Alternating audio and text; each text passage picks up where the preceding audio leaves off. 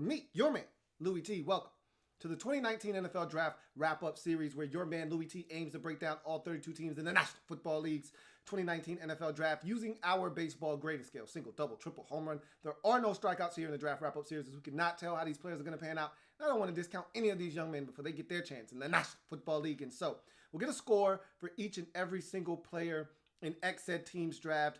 We'll apply bonuses when necessary, get an aggregate score, divide by the number of picks, which will yield us an overall grade for that team's draft. We'll then move on to the next team in the series picked by you. That's right, you, the viewer, are in total control, as this is the You Pick format. Simply be the first to leave a comment in the comment section of this and future videos stating two things: the phrase next and the team you'd like to see next. So some examples would be Colts next, Indy next, Horseshoes next. You get the drift. You get where I'm going with this. As a matter of fact, the next team up in the series is none other than the Indianapolis Colts. And I've been so pleased with the transformation of this roster.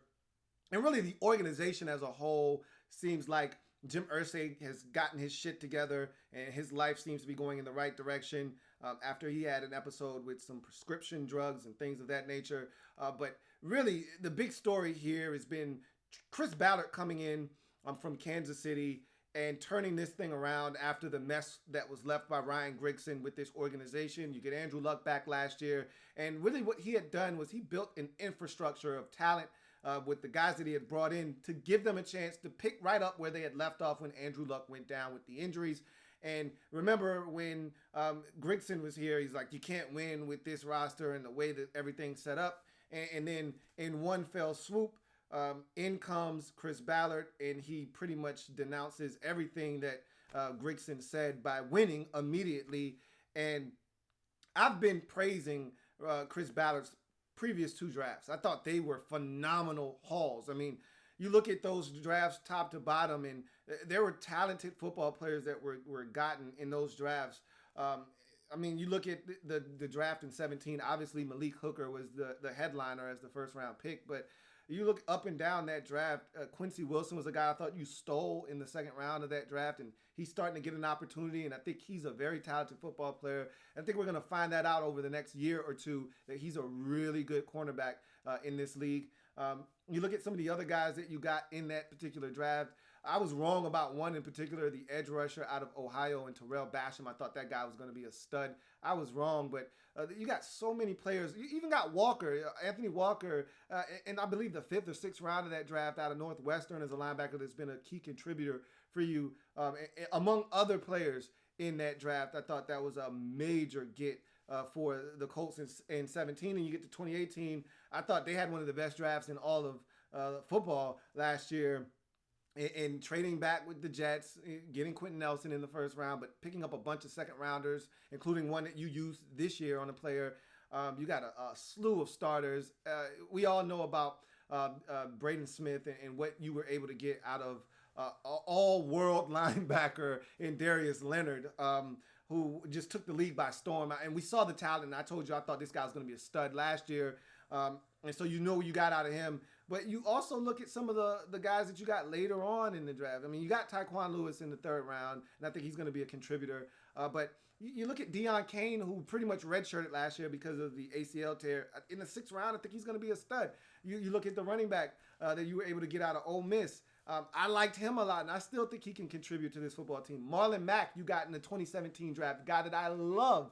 I think is going to be a huge contributor moving forward. Hairston, who started out really well, doesn't seem like he is all that in favor right now. It was a 17 draft pick. His guys are starting to come to me. Grover Stewart was another draft pick in that 17 draft. So 18 draft, I wasn't a huge fan of Darius Fountain. I told you I didn't love that pick at all. That was probably my least favorite pick of the last two drafts. But nonetheless, I said all that to say this. He's been killing it. Ballard and company have been killing it the last 2 years in the draft. This year, I think it got to their head. I think they, and I'm always killing the Seattle Seahawks because they are the quote unquote quote proclaimed smartest guys in the room. They're the team that everyone's saying this and they're saying that. Everyone's saying this guy's going to be really good, and they're like, nah, we're going to take this guy over here. And that's not bad. but it is when you are reaching for players and you're trying to convert guys from other positions. And Seattle generally overdrafts players, draft guys that players that they're taking and switching their positions, and it's usually a mess with Seattle. They generally don't get it right when they're supposed to, and you can't miss in the first rounds. They've missed in the first rounds, have the Seahawks. Well, the Colts, they don't have a first round pick this year. They traded out the first round with the Redskins and allowed the Redskins to come up and get Montez Sweat.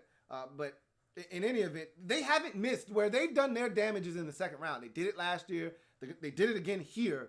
Kamoko Toure is another guy that I think is very talented that you got in the draft last year. So I said all of that to say this. This wasn't my favorite draft by Chris Ballard. As a matter of fact, this is my least favorite draft that he's had in Indy. I thought that they reached on some players. I thought that they took some guys off of a leap of faith, and they're going to try to switch their positions. And I thought that they overdrafted a couple of guys. That's just my personal opinion. And for those of you who are huge NFL geeks like myself, there's a series on the Colts.com website called With the Next Pick. It's a 5-part series that pretty much takes you through the entire process leading up to the draft and then the actual draft itself. It's must-see TV if you're a huge NFL draft geek like myself. And when you listen to them talk about players, some of these guys that they drafted don't necessarily fit what they were looking for in players. That's just my personal opinion, but they've got more access to film than I do. They've got area scouts that are around the clock at these locations. They feel comfortable making assessments on some of these players. So they may have some information that I'm not privy to. I can just tell you what I've seen with some of these guys. I wasn't impressed. And so I wasn't all that blown away by this Colts draft, but I could be wrong. And these guys could be totally Colt football players that come in, bleed blue through and through, and help the horseshoe rise to the top. I could be totally wrong, but there are a number of guys in this draft that didn't blow me away, that I wasn't impressed by, that I frankly thought that the Colts overdraft, and they're really jumping to a leap of faith with some of these guys, thinking that they can switch their positions and have them pan out for them. So in any event, I said all that to say this. Let's jump into the 2019 NFL draft of the Indianapolis Colts that I can tell you right now, I wasn't all that pleased with. If you're looking at the past 3 drafts, this was the least of those 3 drafts. But we start in the second round. As I mentioned before, Colts traded back with the Washington Redskins and picked up some draft capital. So their first pick didn't come until the second round. This was a pick that they got from the Jets last year in the trade back that allowed them to snag Quentin Nelson and allowed the Jets to draft Sam Darnold. So in the second round, 32nd pick overall, the Indianapolis Colts select cornerback Rock Ya-Sin out of Temple.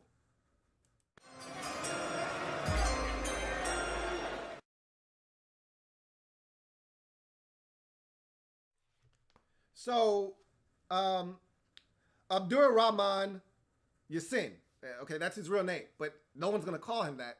Everyone's going to call him Rock. And you see why. The dude is rocked up. That's how he got the nickname. Dude is rocked up. Dude is chiseled, and he looks the part, man. Rock Ya-Sin was my second-rated corner in this entire draft. So that just tells you how high I was on him, and he's raw. And I think that's the thing that has me excited. I think that's what's got the Colts excited, is that this guy still has a ways to go, and yet you feel really good about what he brings to the table. He's rough, he's tough, he's rugged, he's around the football, and he's still got a lot of learning to do at the cornerback position. 6 feet, 192 pounds, ran a 4.51 at the combine. So he's got plenty of speed, and with his physicality and that speed coupled with the physical play, I think there's a lot to like with Rock Ya-Sin. So let's get to his breakdown quickly. Limited experience at an FBS school, okay? 1 year at Temple. That was it, all right? And so he's got a wrestling background as a state champ, and this gives him a raw and rugged identity. I think that wrestling background where he's not afraid to mix it up, not afraid to lay hands on people, is part of what is the allure of a guy like Rock Ya-Sin at the cornerback position. A lot of these corners don't want to tackle. They don't want to be in the mix. They much rather be an onlooker on the outside watching guys get the job done when it comes to tackling. That's That's the least glorious part of being a corner. Everyone wants to cover. Everyone wants interceptions. That's all fine and dandy. That's great. But a lot of people don't want to do the dirty work. They don't want to get their hands dirty and get in there and mix it in. And when it comes to run support and tackling guys, and Rock Ya-Sin is not one of those guys you have to worry about. Worrying about tackling. This guy will mix it up with the best of them, and he's not afraid to get in there and get his hands dirty. While technique isn't always the best, Rock Ya-Sin's fluidity, athleticism, and ball skills and toughness make him an intriguing cornerback. So when you watch him, his technique isn't always technically sound. He's a guy that, for instance, when he is in man-to-man coverage, he likes to turn his back to the quarterback. I'm not a fan of that. I'd much rather you open your hips towards the quarterback so you can see the quarterback, see the receiver, keep everybody in front of you. He turns his back a lot of times. And so while that helps you transition on comebacks and things of that nature, outbreaking routes, helps you transition to that easier, when you open your hips to the quarterback, that helps you transition on slants and really every other route.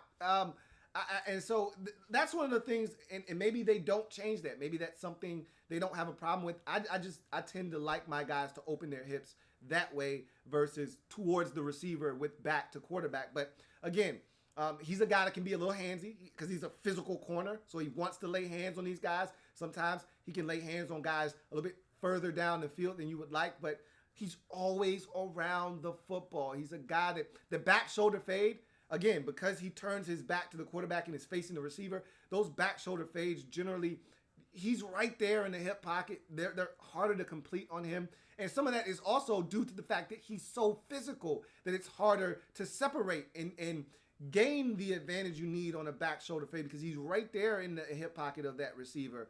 I just love how he attacks the football, how he attacks receivers, gets them off of their initial route, and makes quarterbacks turn down targets a lot of times. And so it's a guy, again, 1 year at Temple, 2 interceptions, 12 PBUs, and a pick 2 on a 2-point conversion that he took to the crib.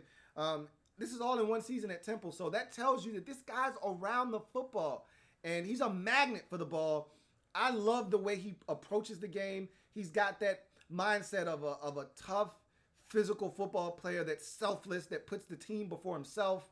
And I think he has the identity of, if you ask me, the one player in this particular draft that screams Indianapolis Colt, this is the guy that does it for me here in Rock Ya-Sin. And when you watch the video of that series with the next pick, when they describe what an Indianapolis Colt is, I see a guy like Rock Ya-Sin. That's the picture that pops into my head when I look at a player and say, what is a core Indianapolis Colt? Rock Ya-Sin, for me, is that guy. To me, I comp him to a first-round corner a couple of years ago in Buffalo by the name of Tre'Davious White. Tre'Davious White was a guy always around the football. I remember saying to myself, he's missing something. I didn't grade him as a home run. He was a triple for me. And I said, he's always around the ball. He's very skilled, but he's missing something. He wasn't missing anything. He came in, rookie season, had an immediate impact, forced fumbles, did a lot of good things. Rock Ya-Sin has that same type of temperament, same type of skill set. And so I look at Tre'Davious White as a comp for Rock Ya-Sin coming into the league. I love this pick. You know how I feel about Rock Ya-Sin. I just told you that I think this guy is an Indianapolis Colt through and through. And so I told you he's my second-rated cornerback on the board. With that being said, in the second round, a 34th overall selection, cornerback out of Temple, Rock Ya-Sin for the Indianapolis Colts to kick off their draft is. Hits it high! Hits it deep! It is out of here! So I'm not a huge fan of this next selection. Second round, 49th overall pick. Edge rusher out of TCU, Ben Banogu is the selection.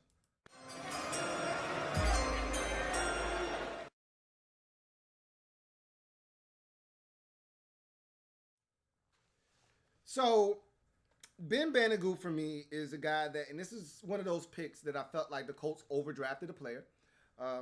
They identified him, and when you watch the series, they talk about Ben Banogu as if he's this, this transcendent player that he's going to come in and change the game for him, and that they had to have him in the second round. I honestly believe, and I feel this with every fiber of my being, that if they don't select him here in the second round, and I can't know this for sure, who am I to say that he wouldn't have gone the very next pick off the board? I feel confident saying when I look at the landscape of the edge rushing position and the guys that were available at this pick, if you're going to go edge rusher, I thought there were other guys available, but they have a different plan in mind for Ben Banogu than I do. So that's why I'm going to reserve judgment on this pick. They like him as a backer. All right? They like him as a guy that could line up next to Darius Leonard on the defensive side of the football. They like him as a guy that can move around and on third downs, on obvious passing situations, rush the quarterback. I don't see that from Ben Banogu, but he's a supremely gifted athlete. He's got some length to him. He's explosive. He's dynamic. I just didn't see those things on tape enough to my liking, but I really feel like had you not taken him here with the 49th selection, he would have been around in the 4th round for you to take. I really think this was a 4th round type of player that you reached for in the 2nd round. But again, you see Ben Banogu in a different light. So I'll give you my breakdown for him, and then I'll talk about his numbers and all the things that make him attractive here in the 2nd round. So athletically gifted edge rusher with tons of talent, but no method, all right, or plan whatsoever. So when you watch him rush, it's the same thing over and over again. It's a steady diet of speed rushes up the field with the occasional bull rush attempt. They all fail because there is no other plan or method at which he uses it. There's no spin. There's no long arm of the law. There's nothing that makes this tackle think to himself, I better look out for this because he could come with this at any time. There's no changeup. He's just got one move. It's a fastball. And just like Major League Baseball players, I don't care how hard you throw it. These guys can hit dead red fastball. If they're looking for fastball, you can throw it 110.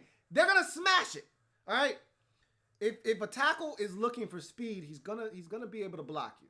All right. And this guy didn't come with much other variance other than I'm looking to try to bull rush you or use speed. And his speed to power transfer is trash. So questionable effort with a hot and cold motor. I'm listening to them talk about Ben Banogu and they're saying, man, this guy has relentless effort. And I'm thinking to myself, what tape are you watching? Because the games that I watch, and I watched several games to make sure that it just wasn't me. This guy, he's got a hot and cold motor. Some plays, he's busting his ass. Other plays, he looks disinterested. Plays are to his side, and he's like, oh, they got him. Safety's got him. Corners over there. They'll take care of him. Like, there's times where he just looks like, nah, I'm good. And so I didn't see the constant energy and motor that makes you feel like this guy's going to give you everything he's got on every single snap. I just didn't see that. He gets gobbled up in the run game. I've seen this guy removed 2 gaps over. He starts in the C gap. By the time the play's over, he's all the way in the A gap. He's getting smashed by tight ends. Like, I just don't see what they saw in Ben Banogu. Doesn't shed blocks, and he only seems to win on twists to the inside. As a pass rusher, like, I was waiting for that aha moment where he floors me with this ridiculous edge rush move where I'm like, okay, there it is. I don't see it enough, but I know it's there. I didn't see it. I was waiting for that moment where he blows past a tackle where this guy didn't stand a chance off the snap.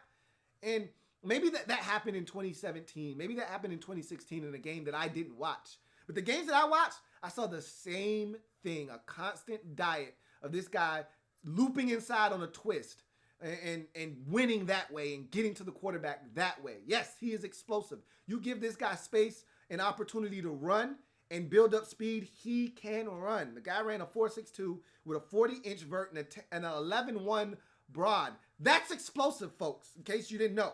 All right, especially for a guy 6'3", 250. So, to me, I said this was a reach if not properly honed. It could be a bust. And this could be one of those picks, again, I get it. Not on the scale of a first rounder like Bjorn Werner, but that's the kind of bust potential I see here in Ben Banogu because I think you envision him as something other than what he really is. You're going to move him to linebacker on first and second downs to allow him to roam the field and use his athleticism. We'll see how that turns out. He didn't play linebacker. He was a hand in the dirt 4-3 defensive end. At times he stood up in a 2-point stance as an edge rusher. But he's not a linebacker. He didn't stand up. He didn't roam the field. He didn't drop into coverage a ton. That's not what this guy is. So you're asking him to do something that he's not comfortable doing. And then you're going to ask him to rush on third downs, which I don't think he's all that great at. But again, Eberflus gets his hands on him and is able to coach this kid up, and they're able to get him to do some of the things that he didn't do in college, and they're able to unlock some of the untapped potential, then I could be wrong here. I could be wrong in the second round. And this could be a pick that we look back on and you say, hey, Louie Tee, you were dead ass wrong about Ben Banogu. And I told you, when I'm wrong, I'll be the first to admit I was wrong. But right now, I don't see it. I feel like this was a reach on a guy that you could have gotten with this same selection in the fourth round. Really feel like you could have used this pick on the safety position, pretty much had been untouched except for the 2 first rounders. You could have gotten you an elite safety. You ended up drafting a safety in the 4th round, I believe, in this draft. One that I didn't necessarily love. You could have gotten the pick of the litter at the safety position. A real true difference maker, an impact player at safety here in the second round. You could have gotten you a much better edge rushing prospect. There were others on the board. Chase Winovich would have fit perfectly in Indianapolis. All right. You could have used someone else here. A Jalen Ferguson could have been a really good fit. A similar guy to a Justin Houston off the edge. You could have used that. And he could have learned from Justin Houston. Instead, you went Ben Banogu. We'll see how this turns out. I could be wrong. All right, I could be wrong. In the second round, 49th overall selection, edge rusher out of TCU / linebacker. Ben Banogu for me is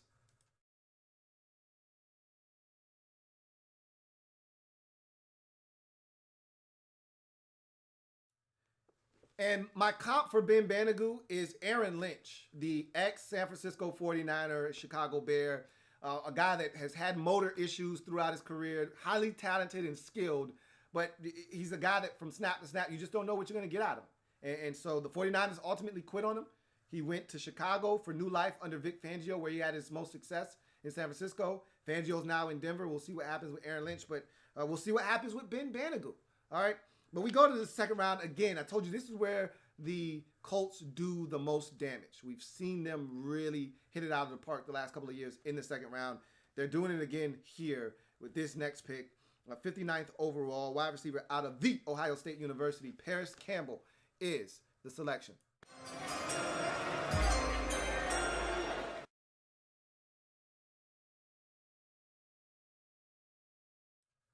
All right, so as you can see, you look at what the Colts have done in terms of needs, and I ranked the needs in order of importance. So to me, wide receiver was the most important need coming into the draft. Some of you may disagree. I know you got Devin Funchess in the offseason on a 1-year, $14 million deal, and I love that move.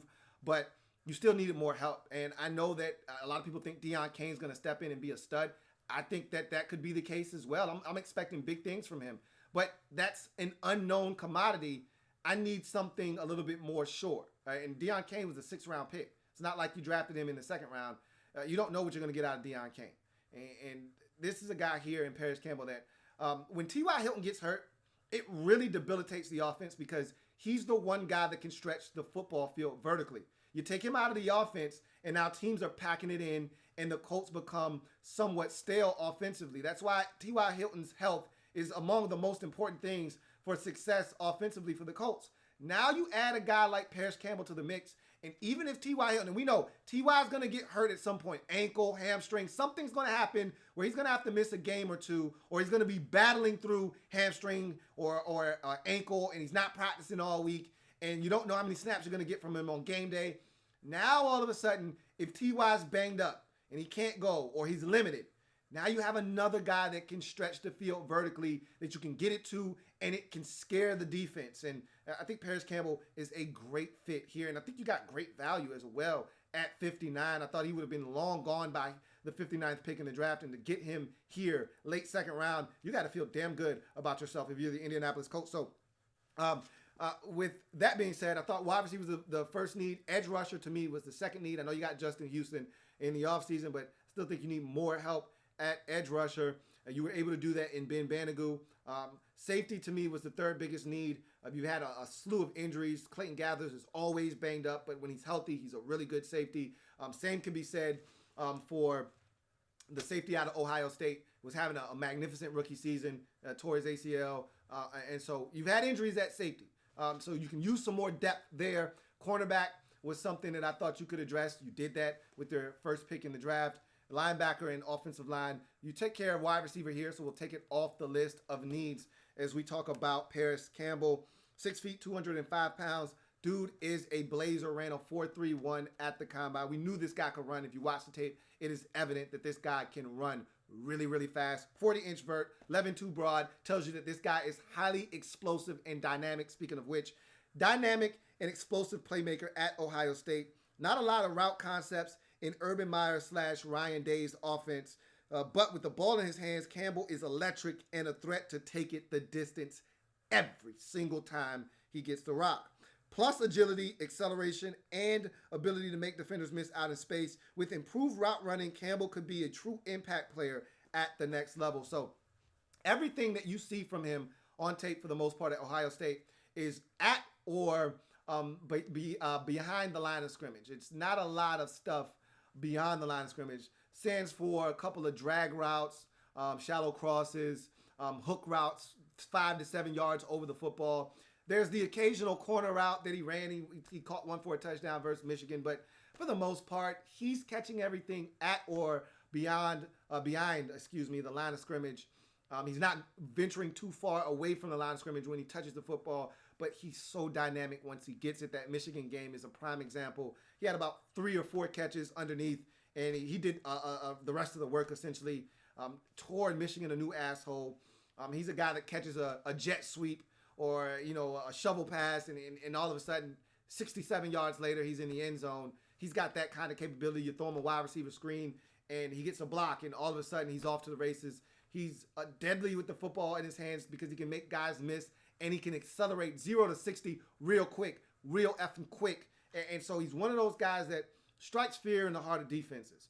You're going to get a lot of off coverage. You're going to get a lot of space to work underneath with him. And again, the thing that worried me, and it still does to a degree, is that he didn't run a bunch of the route tree at Ohio State. Didn't need to because he's an athlete. But at the next level, he's going to have to run the route tree. And you didn't get to see him do it, so you don't know if he's capable of doing it. You heard them talk on the series about them saying, hey, look, he didn't do it a ton, but he did it enough to where we feel comfortable that if we coach him up, he'll be able to grasp it. The thing that impressed me the most was at the combine, we weren't sure that this guy could run the route tree. He looked so smooth and fluid running routes at the combine that it blew me away and made me kind of second guess my stance on Parris Campbell. Now, I'm not willing to elevate him to home run status because I still need to see it. That was against air at the combine. I need to see it against oppositions. All right. But nonetheless, with the speed, the fit, the where you got this guy in the draft, I just think all of those things make for one hell of a pick for the Indianapolis Colts here in the second round. 59th overall pick, wide receiver out of the Ohio State University. Parris Campbell for me is, and I'll give you my comp on the back end of this.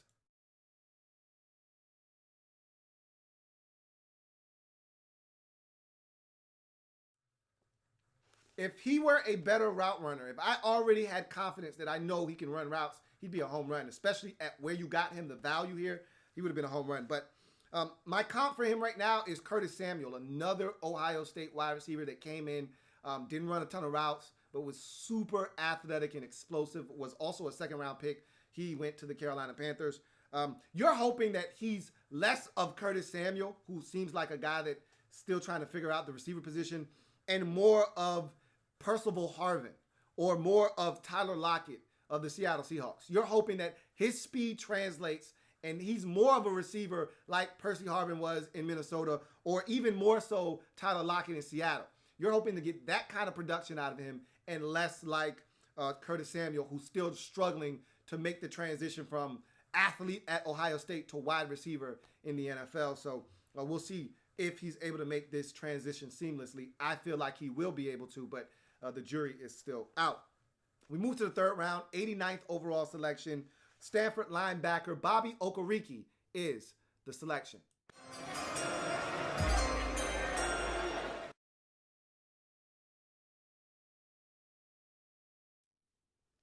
I like this pick for the Indianapolis Colts. Bobby Okereke brings something to the table that they can desperately use, and that's a guy that can run at the linebacker position and cover. Obviously, we know what Darius Leonard is capable of, but Anthony Walker, not so much. He's not the athlete that you're looking for out in space to cover guys. And so they could use another linebacker that can run and have some length and some things that the Colts value. And that's what Bobby Okereke brings to the table here in the third round.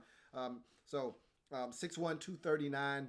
I think this is the thing that really, really encourages this selection by the Colts is that he's got 34.5-inch arms. Like, his tackle radius is ridiculous, off the charts even.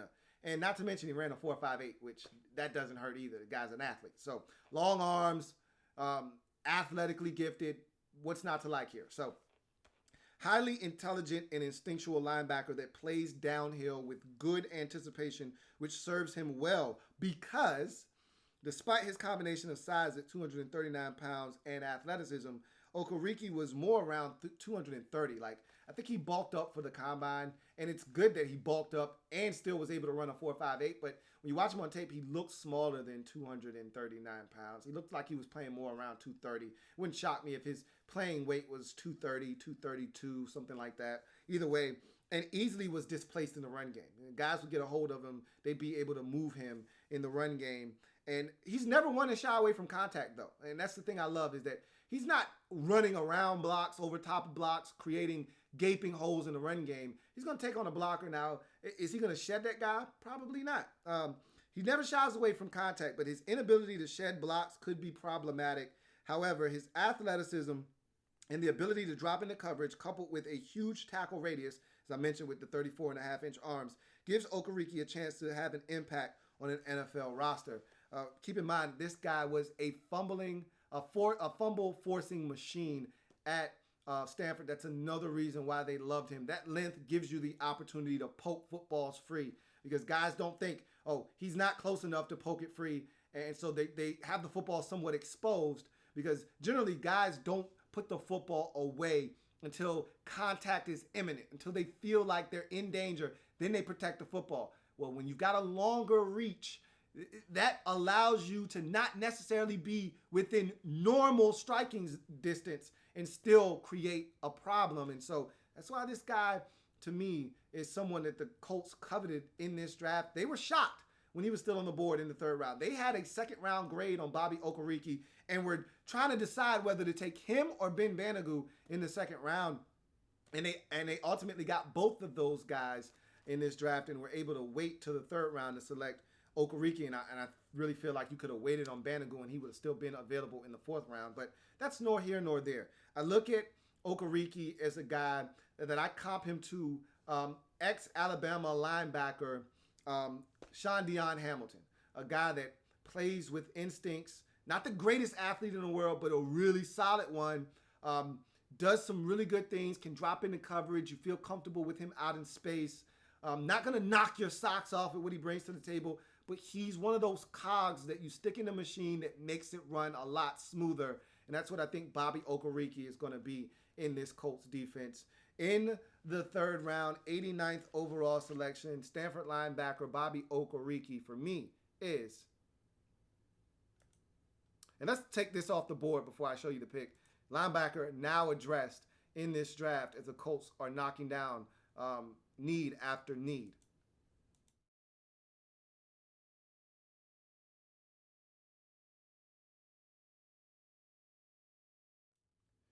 So we move on to the fourth round, and this was another pick that I wasn't all that in love with. Fourth round, 109th overall selection, defensive back out of Michigan State, Khari Willis is the selection.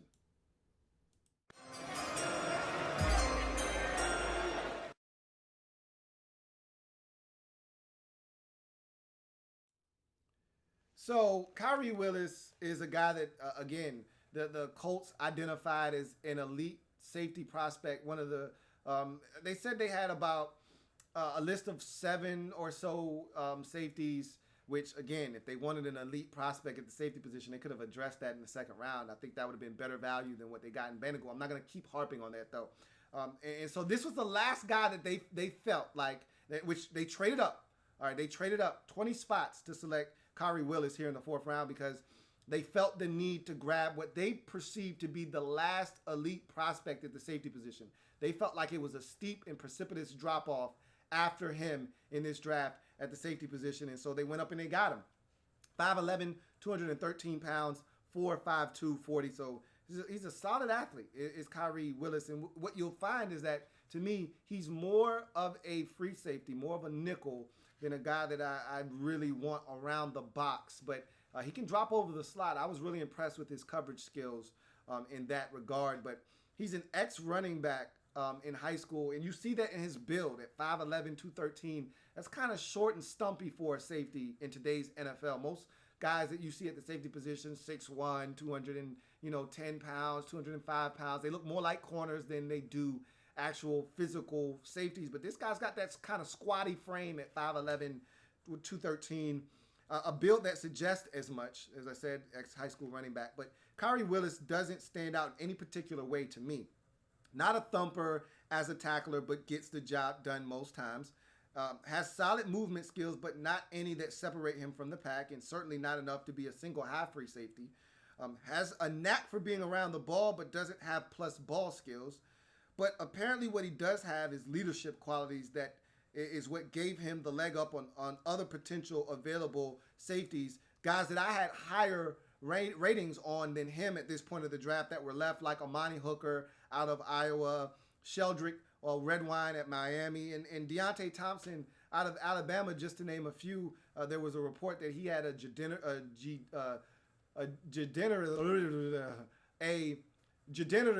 knee issue that really was what dropped him on people's draft boards, did Deontay Thompson. It was that degenerative, can't say the word for some reason today, degenerative knee issue that people were really cautious about, and that's what dropped him on draft boards. So I guess I could see him not getting drafted, but a guy like Amani Hooker would have been a better fit for me. But they value Khari Willis's leadership skills, and sometimes that's what put guys over the top.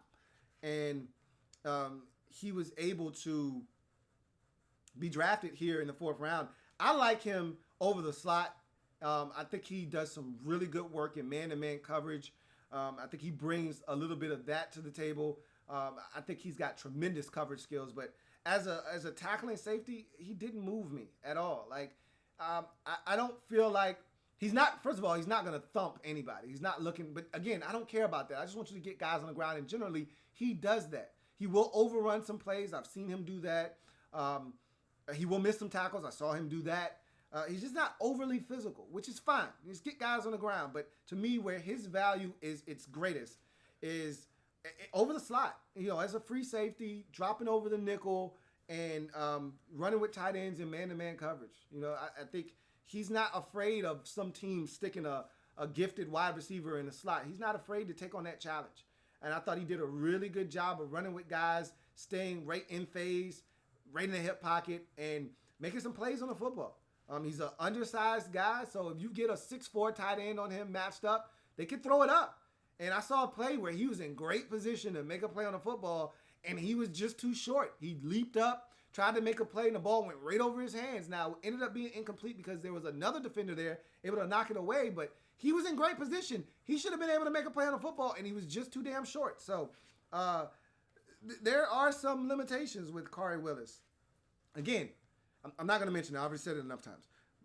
My comp for him is a guy that played some good football for you in the latter stages of his career, and Mike Adams. He reminds me a lot of Mike Adams with a smaller frame, a guy that is going to be where he's supposed to be when he's supposed to be there. Adams was a little bit more physical than that of Khari Willis, but nonetheless, you knew you could count on Mike Adams to get the job done, and I feel the same way about Khari Willis. He's going to be where he's supposed to be, and I feel like he's a guy you can rely on to get the job done nonetheless. In the 4th round, 109th pick overall, safety out of Michigan State. Khari Willis for me is, and let's go ahead and take that off the needs board as well, as the Colts knock down a lot of their needs in this.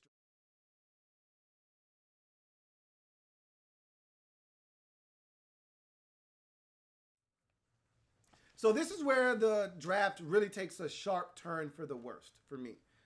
Wasn't really blown away by some of these selections. I thought that they missed an opportunity to really strike it big in the second round. So I was already a little skeptical of this draft, and then this is where things start to really go sideways for me. Here in the 5th round, 144th pick overall, defensive back out of USC, Marvell Tell is the pick.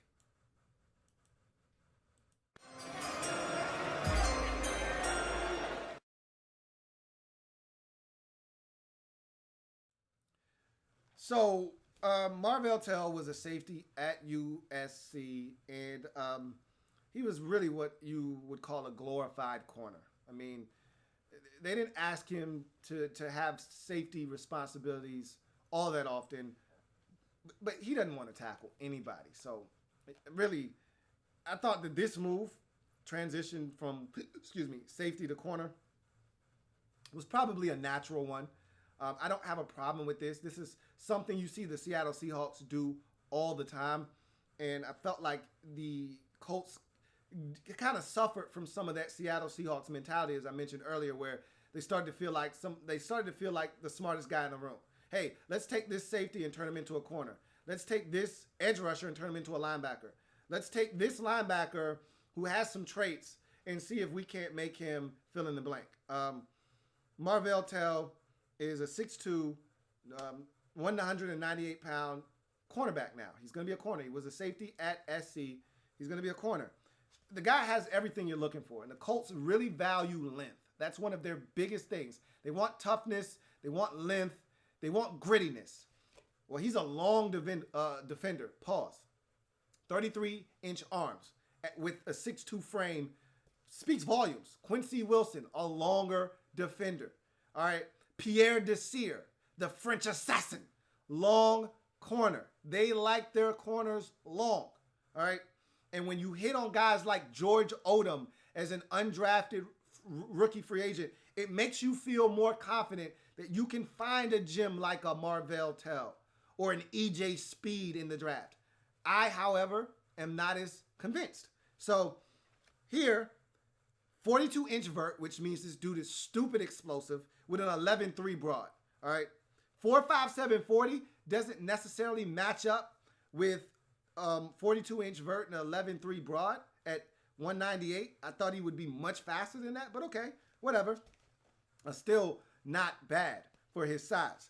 Let me read you what I got down, though, for Marvell Tell. As a safety, Tell leaves a lot to be desired. Not much of a tackler. That's being nice. Okay, that's putting it as nicely as I can without trying to rip this dude to shreds. He doesn't want any part of tackling. Doesn't want the smoke. Doesn't want to get his jersey dirty. Effort is fleeting from snap to snap. Another one of these guys where the Colts preach effort. They preach toughness, tackling, similar to what I talked about with Rock Ya-Sin, looking like the prototypical Indianapolis Colts. This guy looks the anti-Indianapolis Colt. Doesn't want to tackle. He doesn't give maximum effort from snap to snap.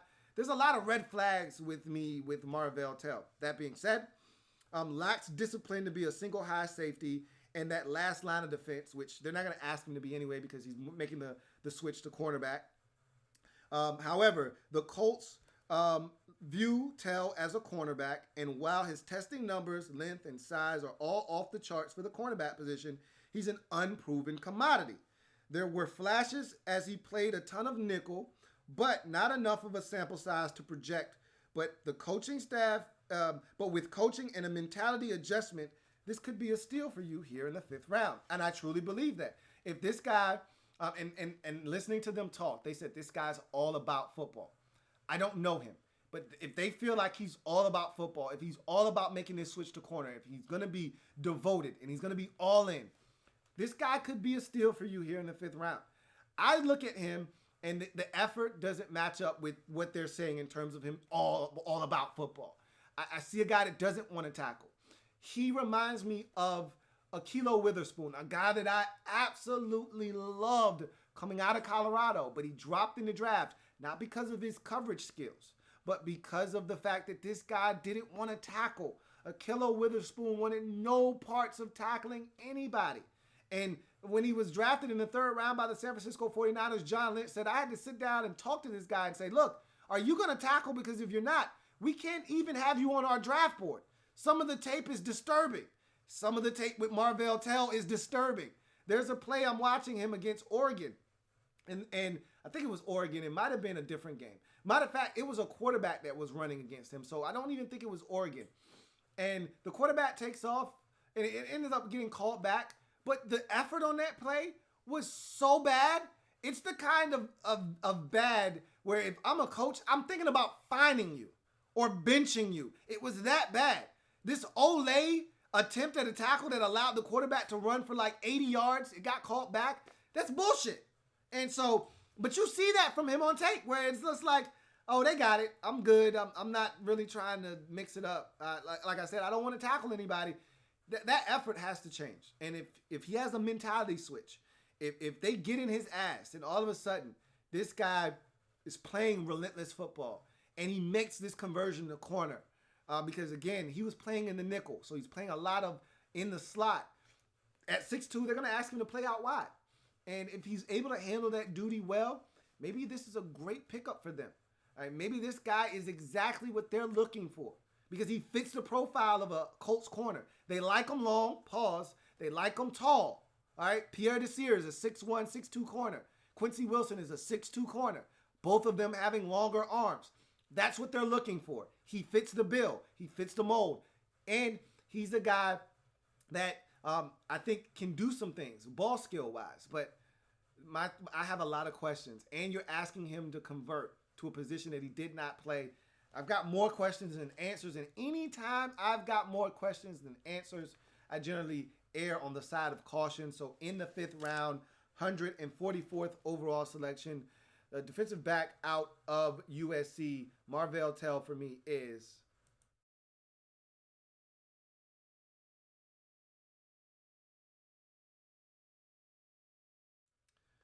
we go to the next pick in the draft, 5th round once again, 164th pick overall. Linebacker out of Tarleton State. EJ Speed is the selection.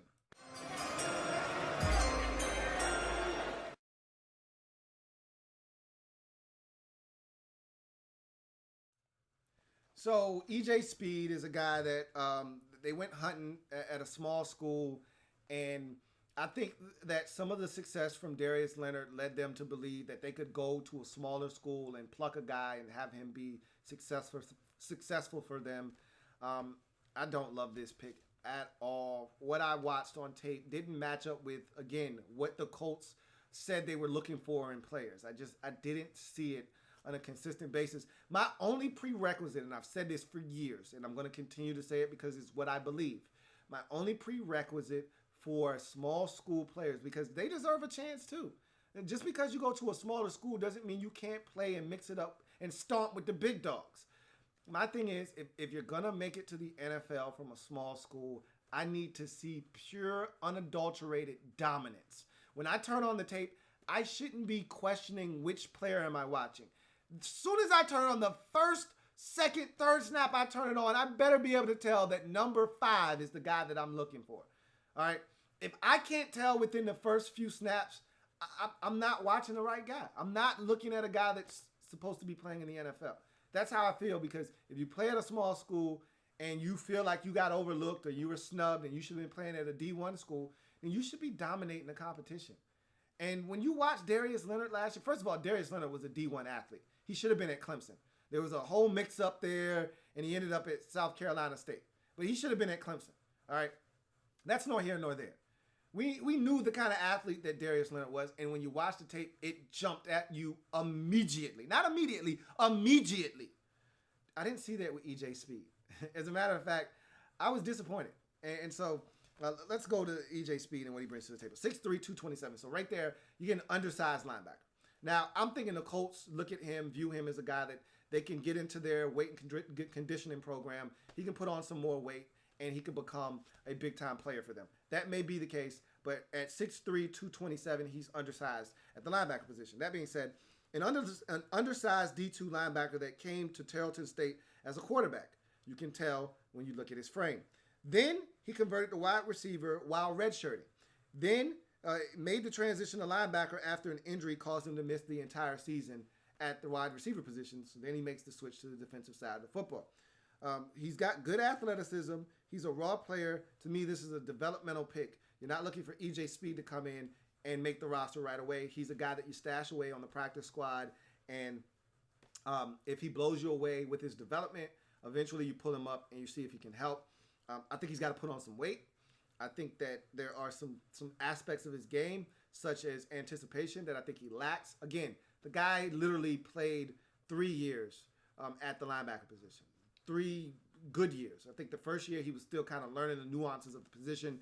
He didn't really get comfortable until the last 2 years at linebacker, and so he's still learning the nuances of the position. So I'm not going to beat him up.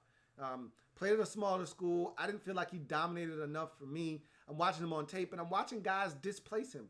These are D2 linemen that are taking EJ Speed and removing him from the play. Now, again, it's an ex-quarterback, ex-wide receiver. So this physicality that you get from defenders, he doesn't necessarily have it yet. So, again, I think there's a lot of things that have to be done with EJ Speed to make him a viable candidate to help this team on a consistent basis, if at all. There were other this was a weak linebacker draft class. So, again, I'm not going to kill them for this selection, but I don't love it. I don't love it.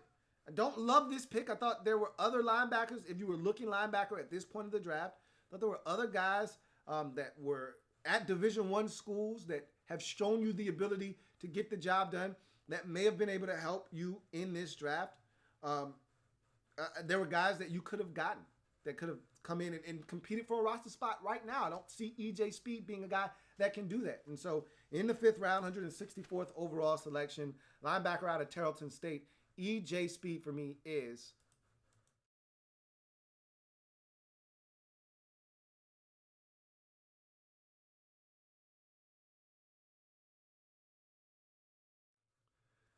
So we move on to the Colts' 8th selection in this draft.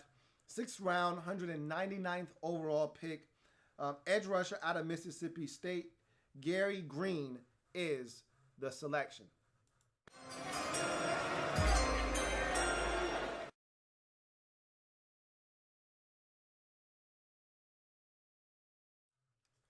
So here's a guy in green that played at Mississippi State on what I believe to be the best defense in all of college football.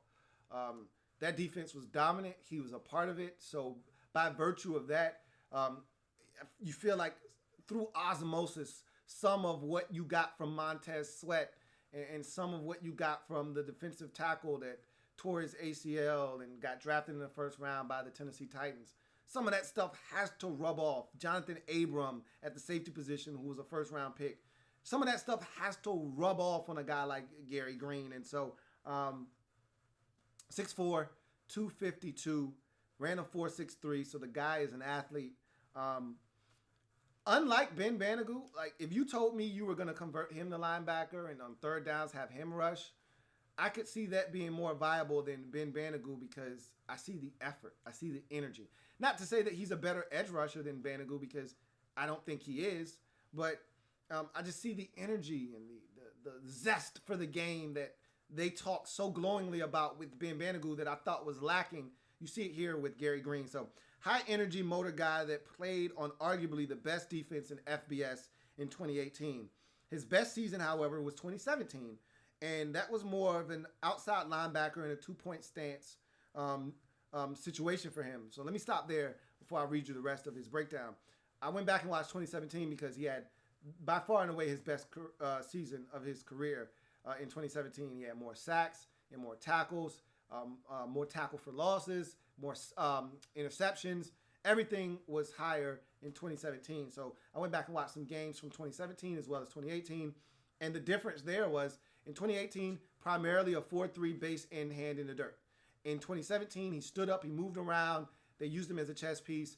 And I thought that suited him better. So we go back to his breakdown. No elite traits, but length and athleticism along with a solid motor gives Gerri Green a chance to potentially crack an NFL roster. So what I see from Gerri Green is a guy that is going to give you everything he's got on every single snap. I don't see a guy that's going to get to the quarterback very often, doesn't have a ton of moves in his Rolodex. Much like Ben Banogu, he's just rushing up the field, hoping that the tackle has a bad set. All right, he's hoping that the tackle gets out of his stance slow, or he shoots his hands poorly and he's able to beat him off the snap. But he's not doing anything to create pressure.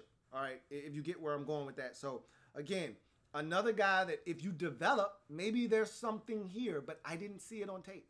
I didn't see the value in selecting Gerri Green here in the 6th round. So 199th pick overall, edge rusher out of Mississippi State. Gerri Green for me is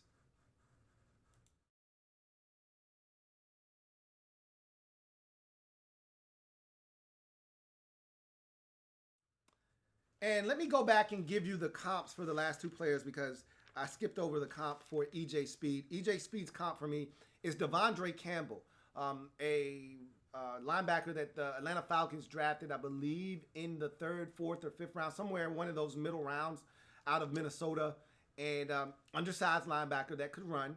And he played with a physicality that I think E.J. Speed lacks.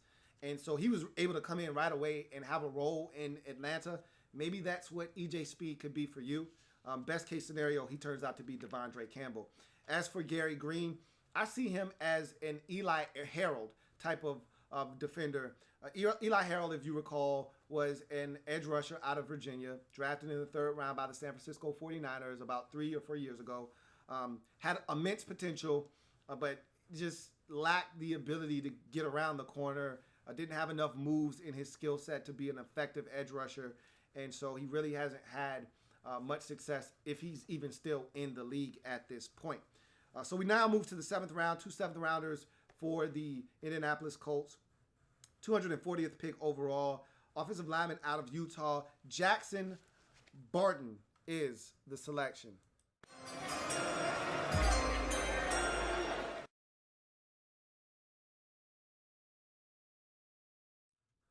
So Jackson Barton is going to take care of one of the last needs in this draft for the Indianapolis Colts as they take care of the last thing that I perceive to be a big need for them coming into the draft, offensive line.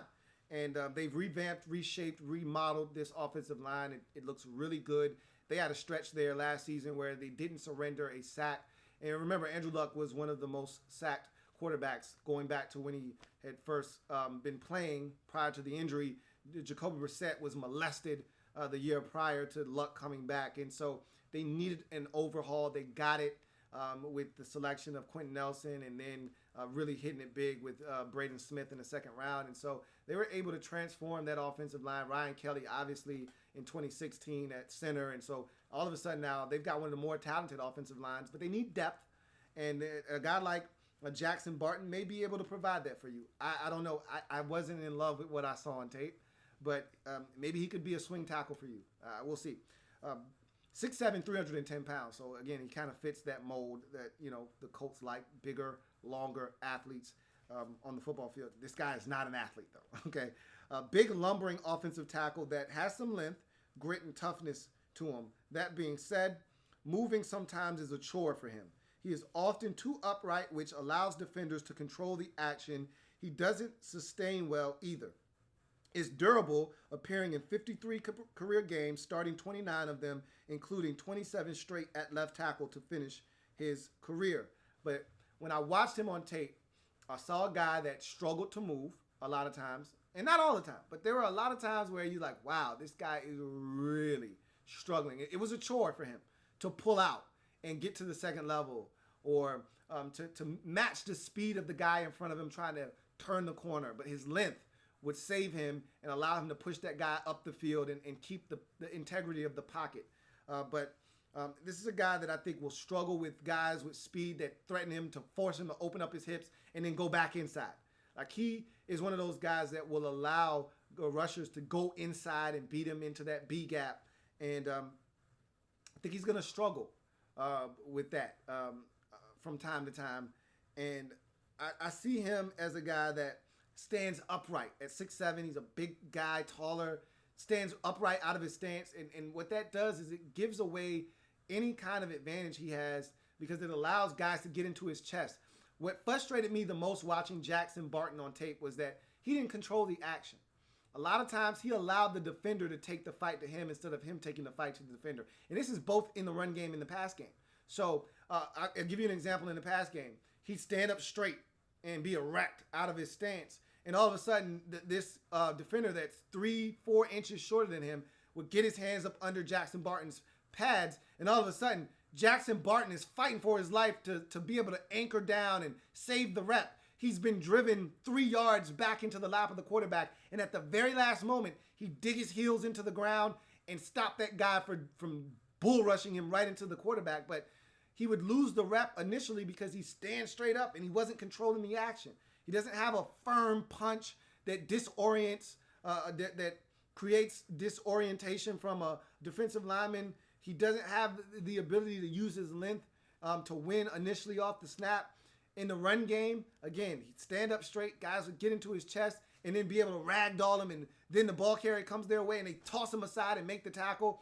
He doesn't sustain well, so I didn't love what I saw. I didn't like what I saw.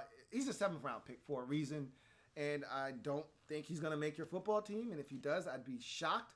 But stranger things have happened. We'll see what happens. 7th round, 240th overall selection. Offensive lineman out of Utah, Jackson Barton, for me, is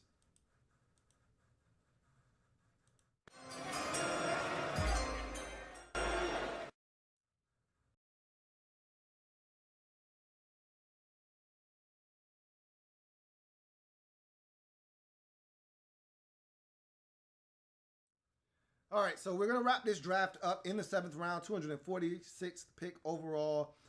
Offensive lineman out of Ole Miss, Javon Patterson is the selection.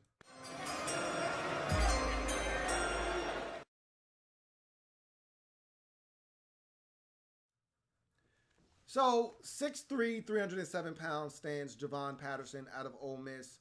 I think the Colts could use some more interior offensive line depth. They've got a number of guys that can double as center and guard, but I think they need another guy to come in and help them solidify the interior of their offensive line. And I actually think Javon Patterson can help you do that. Unlike Jackson Barton, who you also selected in the 7th round, I think Javon Patterson has a legitimate shot to make this roster. Here's why. Easy moving interior offensive lineman that can play both guard and center. Pulls well, engages early and often, sustains blocks both in the pass and run game, can be beaten off the line with quick swim moves, and his awareness could be better.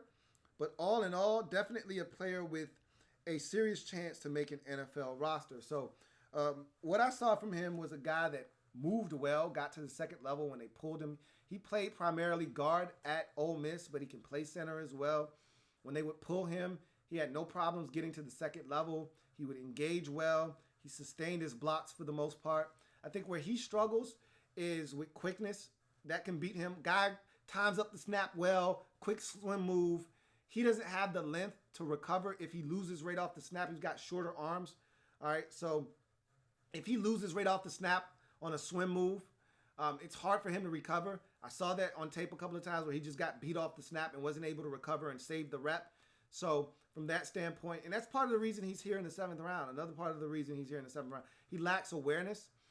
There are times where a guy would come late on a twist and he would still be engaged with a different offensive lineman or a defensive lineman, and he wouldn't come over fast enough to pick up that looping defender.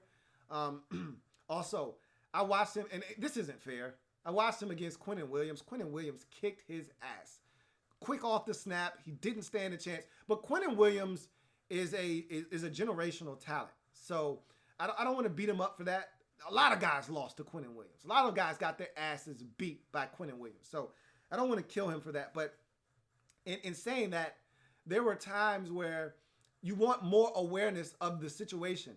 Are you going to go and help the tackle with bugs?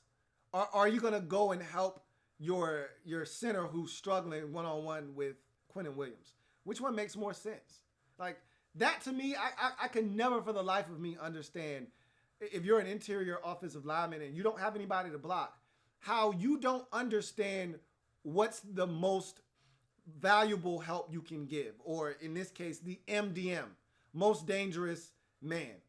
How can you not identify that pre-snap and say, all right, If I don't have anybody to block, it's almost like playing baseball. You've always got to be thinking one step ahead, all right? If the ball's hit to me, where am I going with the baseball?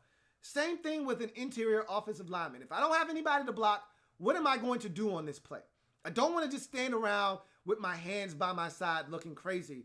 I want to be involved in this play. So if I don't have anybody to block, who am I going to go attack? Who am I going to help?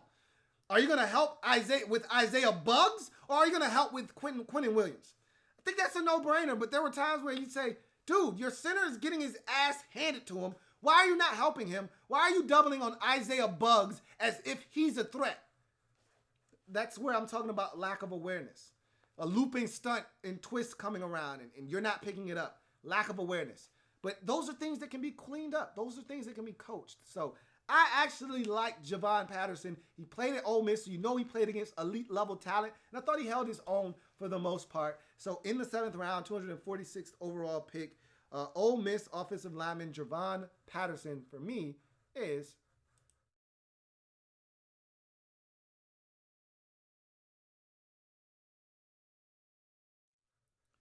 so as you can see, not my favorite Colts draft. A lot of singles in there, and I'm not used to giving those out when talking Indianapolis Colts drafts, especially the ones spearheaded by Chris Ballard and company. But I can tell you what, they got themselves some good football players. I think Parris Campbell in the 2nd round, if not for the lack of route running ability on tape, that's a home run pick. But the value you get in the 2nd round, 59th overall, with a receiver that brings something that you desperately needed in speed and his ability to take the top off the defense, take a underneath route and turn it into a big play, that's something you desperately needed. Deion Kane can do the same thing. And so I expect this Colts offense to look drastically different with all of the skill guys that you're going to have in the fold in 2019, along with the addition of a big body receiver, something you've lacked in Indy for quite some time in Devin Funchess. I love the selection of Rocky Sin at the cornerback position. I have my doubts about Ben Banogu, Khari, Willis, and even I like Bobby Okereke. So there's some quality additions, and there's some ones that I question. I really thought you could have attacked safety in the 2nd round with that pick where you selected Ben Banogu. I know I've said that a million times, and I'm hammering that one home, and I sound like I'm beating a dead horse, but damn it, I felt like that was a wasted opportunity here. But we'll see. I could be wrong. He could be a stud for you. We'll see. Nonetheless, here's the score for the Colts 2019 NFL Draft.